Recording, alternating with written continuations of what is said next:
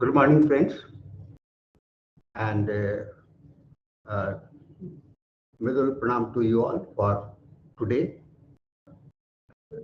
As in our journey to share my experiences on the repertory, I am continuing with my thoughts of the repertory today, and today is the 11th day.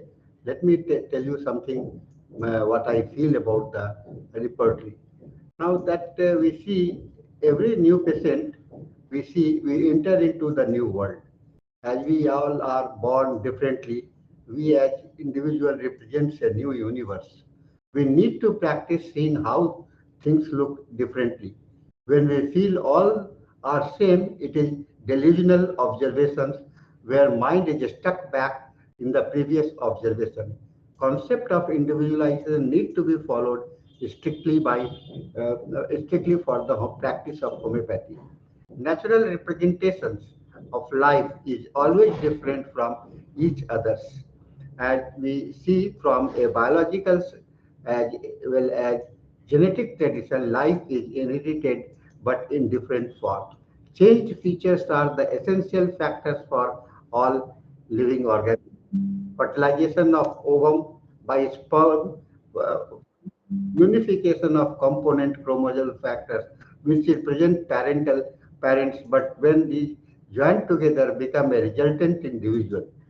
Although they uh, brings a property from both the father and mother, yet when they get united, they become a new whose features are quite distinct from their parent. We cannot say that we are the photocopy of our parent. Even the twins do not have the same feature in each other. When we see a patient, it will be useful for us to forget about the previous patient that we have seen as it brings prejudiced comparison with them. We should keep in mind that patients treated before us are quite unique as, and we have not seen such patients in the past or never in the future also. So our experience needs to be developed on looking at the individual features only. Even in the medicines we see many medicines to be quite having collateral feature, yet they are distinctly different at some points. They may have run parallel for long, but at some point they are different. They will bring better understanding about looking at the individual's patient and will help individual totality of symptoms. Often we are compelled for comparison as we see many similarity. When we see similarity things, compelled with comparison, while similar are and dissimilar features in them, which becomes difficult to avoid.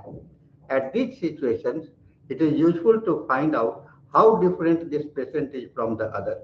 And primary objective is to isolate the person from other, and this requires a constant practice and vigilant observations. When you develop this type of the observation, definitely it will be possible for you to distinguish between the two. So with these words, I thank you for today and we'll meet again for tomorrow with a new vision.